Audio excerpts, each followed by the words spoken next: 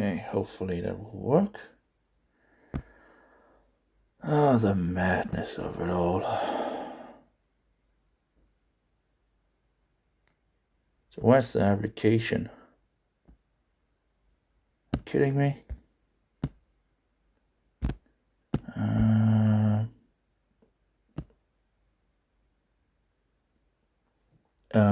you kidding me? Okay, there we go. Let's see if it works. I don't see anything yet. Something is on. So I've been researching probably the greatest king of Sweden. And one of the reasons for that was of an image that the documentary of the Papist used. But I couldn't find the source of it. And interestingly enough, it took me back to Sweden. Why is this icon thing, Or is I push it over there or something like that? Just get away from me. It's just incredible. Can't it just hide itself? Man, no. Apparently not. Anyway, so this is the man that helfen can, in regards of this is the man that can help or something like that. Swedish protection selling in German illustrated broadsheets from 1630 to 1633. Now, so I found this image. This is, another image in regards to the two beasts, and searching around many years. Well, I had it for a long time and I couldn't find the source for it. But then I recalled that there was an option on Google where you can take an image and then you can search on the image, which then gave me further sources and branches. And while doing that, I actually sent the image of one of the better qualities to a person who actually apparently further went out to search things out while I was searching things out. I found a Roman Catholic book that used the picture, and from 700 and something, 30 or something like that. But, so I was I was like, he probably are using it from, to illustrate, And he also used some other images. Apparently there was like a second image in regards to the book as well, in regards of this period. And it seems to go back to 1630 and 1633. And I guess they go back to 1632 in regards to the Battle of Augsburg, probably. Anyway, so here we have one of the images, Könige zu Sweden, König Berman, Pfälzer Augustus. Okay. So, master thesis, 45 ECTS points, I guess, Author's name, Christopher Belsson. Supervisor Peter Eriksson, spring 2023. So I guess it's not really that long ago that it was actually released. English title, This is the Man That Can Help. Yeah, something of that nature I would say as well, This is the man that can help, Yeah. So this is from Uppsala University Historiska Institution in regards to Sweden. Oh, life is so painful. Anyway, here we have an abstract. This, maybe I can zoom a little in regards of is, okay. See if we can get it to zoom so it will be clearer on the.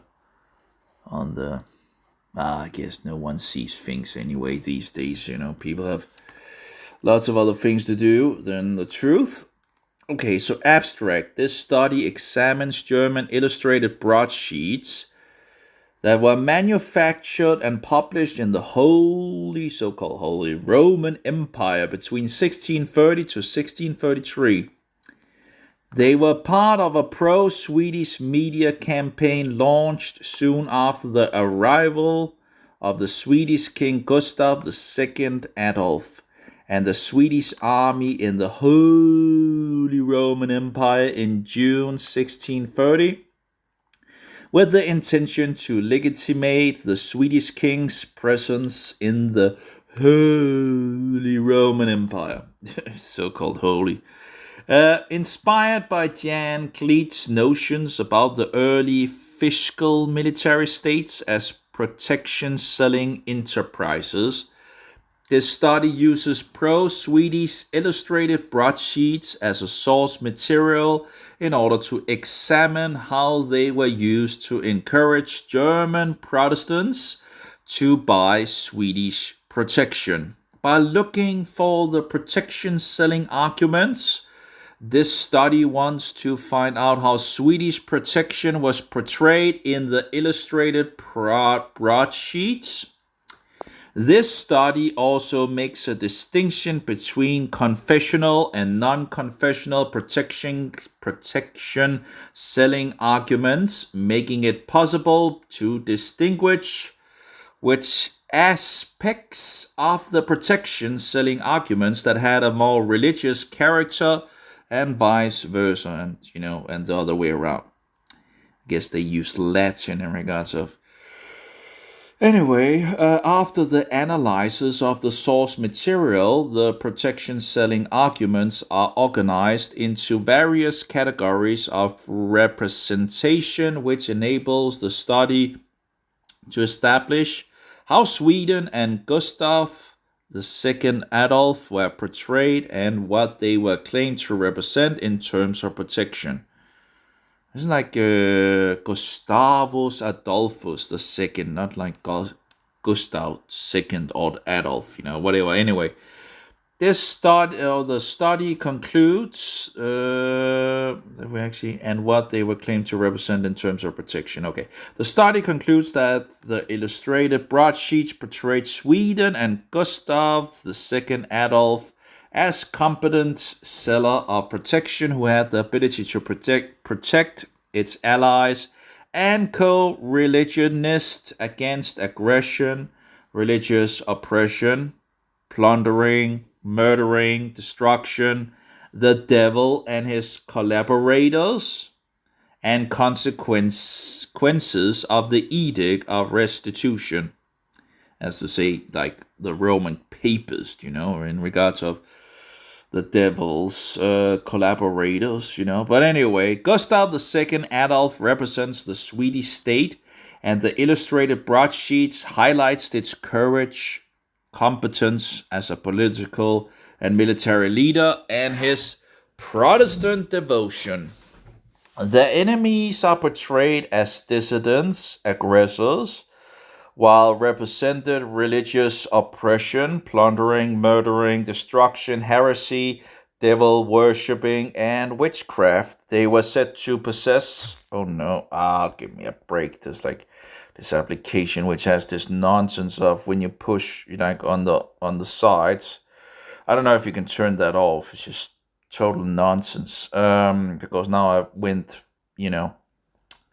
Now I went off where we were. Here we go.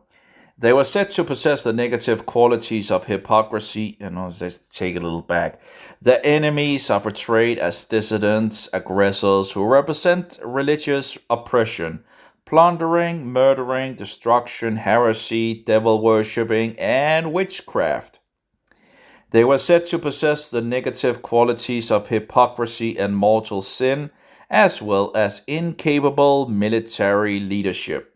Keywords: Jan Gled, protection selling, the fiscal military state, the early modern period, propaganda, illustrated broadsheets, 7th century, the 30 Years' War, Gustav II Adolf, Johann Circulaeus Tilly, and confessionalism. Apparently that's the keywords. Front image is a cutout from the illustrated broadsheet Planner 42, München von der Isar Seiten und zu sehen und wie König May von Sweden Gustavus Adolphus Alci anno 1632, the 17. May diese Stadt erobert Alhaya in Gesugen, or something like that. From the Oscar Planner collection at Carolina Rediviva, the Uppsala University Library. Uppsala. So yeah, acknowledgement. The transcriptions of all 47 illustrated broadsheets. Oh, 47. Oh yeah, I forgot to in regards to. So yeah, I sent the guy this picture in Denmark, and he, while I was researching things myself, so I sent him this better quality of the image, of the main image that I was interested in. And apparently he went out to further research this image, and I can't remember if I never sent him the other,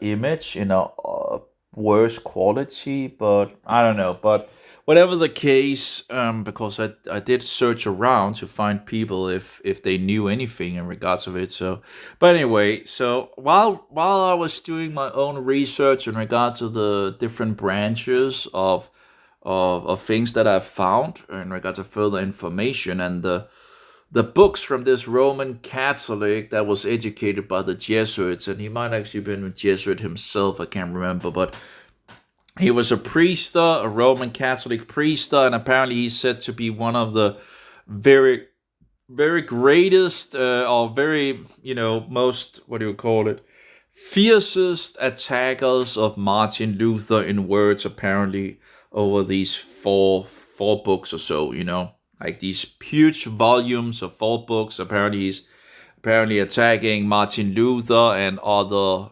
Protestants, and apparently he has some of these images in his book as well as to illustrate, apparently as illustration. But I haven't further gotten into actually reading the things that is around the main image that I'm interested in, because I needed to have it translated, and there's so much information, and my brain is kind of really having a hard time for sure these days in regards to keeping up with all the information. Oh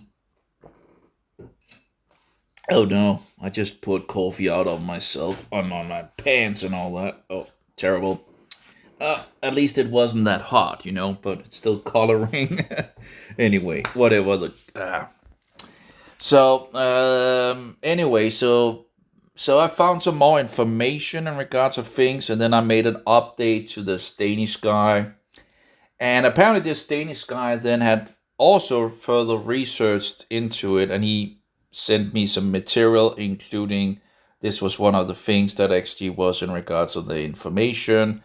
Also further information of I knew there was, in regards to the branches that I had. Now, of course, now actually having something to go by, I might have been further, but whatever the case, I might have been finding the information at some point myself, because now I actually had something to dig into, whereas many of the years when looking for this thing, and actually, let's just find the image on my webpage, at least for, these are some of the pictures that are, what do you call it, less quality thing and all that, but it's from a Roman Catholic documentary. Oh, my brain really needs a break. I really should take a break from it all, but anyway.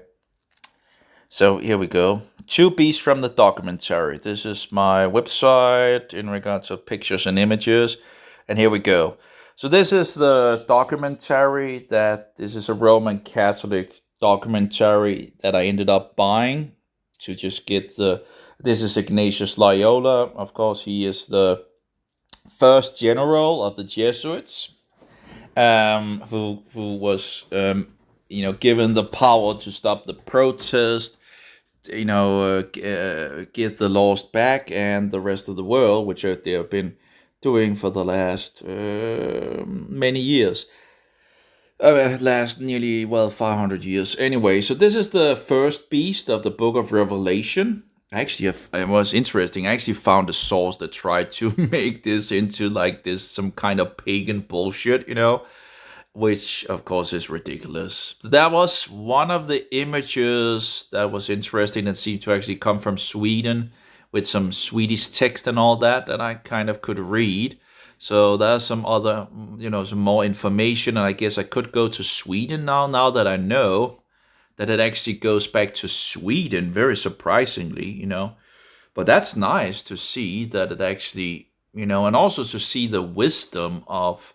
And I also searched out in regards to this king, yes, yeah, Gustavus Adolphus the second, the Great, and all that. He's pretty much seems to be the greatest king of Sweden, and he did what the Danish king didn't do.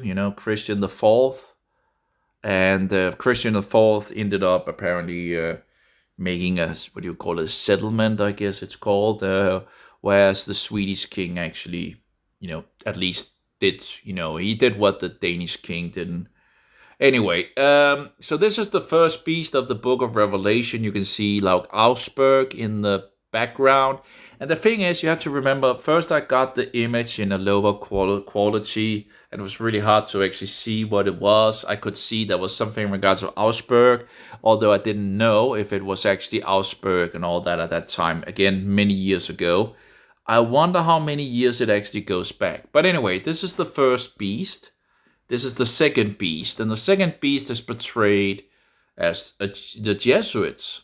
It has the Jesuit thing, and it's pouring out Jesuits and all that. Now, these are like zoom in of the original image, which should be maybe over here. So this is the original image, which I had. Actually, it's actually bigger. Actually, it's already zoomed in somewhat. It's actually a bigger picture. But this is the best quality that I could get from buying the documentary, where I got it in a little bit better quality. But at this point, I don't think there was anything where you could actually search on images and all that. So while I was doing something else in regards of backgrounds for my audio motion thing, which I guess can also be found like here. There we go. So this open source audio motion thing, which apparently doesn't work, at least not in this browser. Let's try the other browser here.